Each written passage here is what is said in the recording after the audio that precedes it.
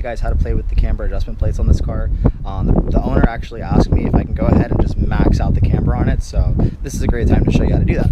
So starting off at the top, you have these 4 bolts right here, which are just basically camber bolts.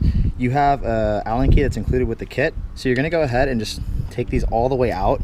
I like to do one side at a time, so just take them out, and what you're going to do is there's actually another offset spot for your screws to be moved to, so you can maximize your camber. So what I'm going to go ahead and do is remove these and then put those in the different spots, and then do the same for this side. So let's do that.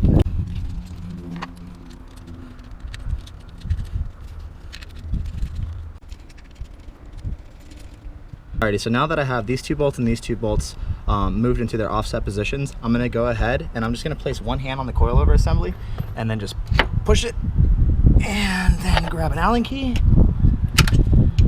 and lock her down in place.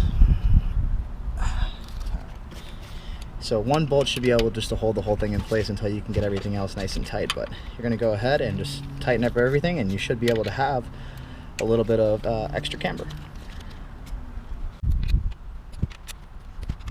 Alright, all of those have been checked and they're nicely torqued down. So that is how you max out the front camber on these camber plates.